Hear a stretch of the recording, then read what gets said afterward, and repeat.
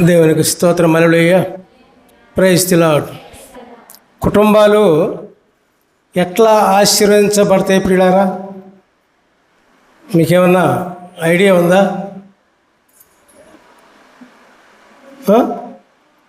ఆశీర్వాదం కావాలి అందరికీ, అంతే కదా? ప్రతి ఒక్క మానవుడు కూడా కోరుకునేది అదే. ప్రతి వ్యక్తి కూడా కోరుకునేది అదే. దేవుని చేత ఆశీర్వదించబడాలి, ఆశీర్వాదంగా ఉండాలి, బాగుండాలి అని కోరుకుంటారు.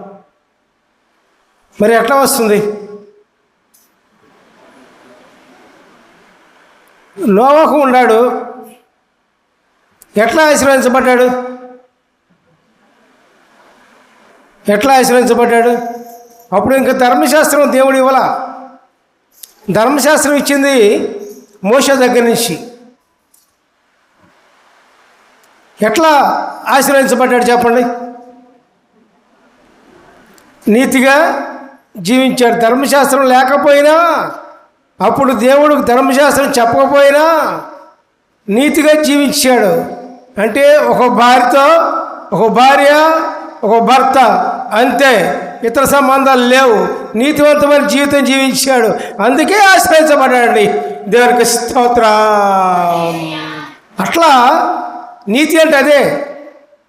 ఒక పురుషుడు, ఒక స్త్రీ, ఒక స్త్రీ, ఒక పురుషుడు వివాహం పెట్టింది అందుకే. ఇట్లాంటి సన్నాసి పనులు చేసుకోకుండా ఉంటాకి. ఆ విధంగా ఉన్నప్పుడు కుటుంబాలు ఆశీర్వదించబడతాయి, పిల్లలు ఆశీర్వదించబడతారు, కుటుంబం అంతా కూడా క్షేమంగా ఉంటుంది. హల్లెలూయా. Praise the Lord. అర్థమైందిగా? కాబట్టి పిల్లరా, మరి ఆ విధమైన ఆశీర్వాదం మనకు కావాలంటే మనకు నీతి జీవితము ఉండాలి. నీతి జీవితము ఉండాలి. మరి దేవుని యొక్క ఆశీర్వాదం కోసం ఇంకేం చేయాలి? ముఖ్యమైనది దేవునికి భయపడాలి. ఏం చేయాలండి? దేవునికి భయపడాలి. దేనికి భయపడాలి? ఆయన మన తండ్రి కదా. ఎందుకు భయపడాలి? మనం భయపడాల్సింది దేనికి? దేవునికి. ఏ విషయంలో భయపడాలి?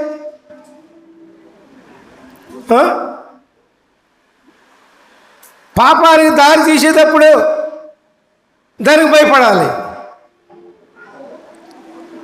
చట్టపాలన చేసేటప్పుడు దానికి భయపడాలి. అర్థమైందా? అన్యాయంగా జీవించేటప్పుడు అన్యాయానికి దేవునికి భయపడి మానుకోవాలి.